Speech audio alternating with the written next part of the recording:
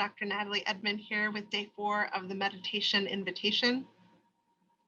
So today we are going to observe thoughts again.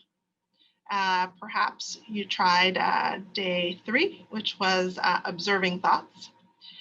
Today we're going to do more categorizing thoughts. And as always, you can always check out the website, mmcounselingcenter.com, where you will find some guided audio recordings that I've done over the years, different lengths and different styles. And there is a meditation there called, I believe, Categorizing Thoughts, which is a great option to go along with this. So I love the metaphor of Andy Puddicombe talks about this idea. He's the creator of the Headspace app. In his book, he talks about imagining our mind as a highway full of thoughts. And these thoughts come in the form of cars. There are cars in different shapes and sizes and colors, and some are loud and some are quiet. And some come frequently and some rarely arrive. And if we think about the cars being not only representation of thoughts, images, feelings, sensations, urges, and that depending on who we are and our life experiences, that we may be more prone to be thinkers or feelers or felt sense or sensations or images. And so if we imagine our mind is a highway full of cars, then the intention of meditation is to learn to be on the side of the highway, observing it all, but not getting into any particular car and letting that car drive you around.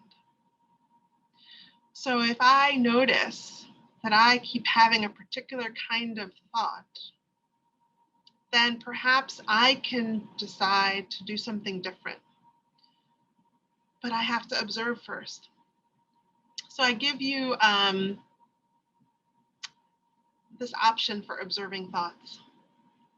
So if we think about the different kinds of thoughts we have, so we have analyzing, judging, worrying, daydreaming, planning, and you probably think of some more categories as well.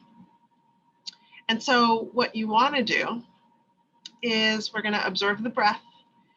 And when thoughts inevitably come, we're just going to label it the kind of thought it is. Now, we don't want to put too much energy into this that we get caught up in that. Perhaps we label that if we notice we're getting caught up in something, right? So it could be analyzing, planning, judging, worrying, planning. So usually I encourage this kind of practice after you've been observing for a while, right? So perhaps you've done some of the observing the breath. Maybe you've done not the breath. Maybe you've done like the thinking before we move on to starting to categorize, because this is really about like, we're deepening that curiosity about like, okay, so I spent a lot of time thinking, 60% of my life thinking, but what kind of thinking do I do, right? Like, do I just worry my whole time in meditation?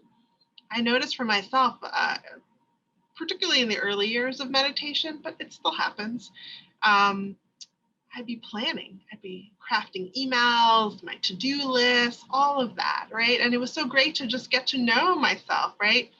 And I love how Lauren Roche talks about, that to-do lists are acts of love, right? It's like us wanting to care for ourselves or for other people in our life, or, to do things for our job, the things we're responsible for. And I think the trick is like how to love all of you and all that shows up with you, knowing you are not defined by your thoughts, right? You are not defined by the feelings and sensations of your body. They're energy, right? They're experiences we're having. I love Pema Chodron talks about being with the raw experience of emotions and not the story I tell myself about it, right? So we're starting to notice what are some of our thoughts and maybe what some of our stories are. So I hope you'll give it a try. Maybe you'll let me know how you're experiencing the challenge or the invitation to allow meditation to show up more regularly into your life. May we meet again.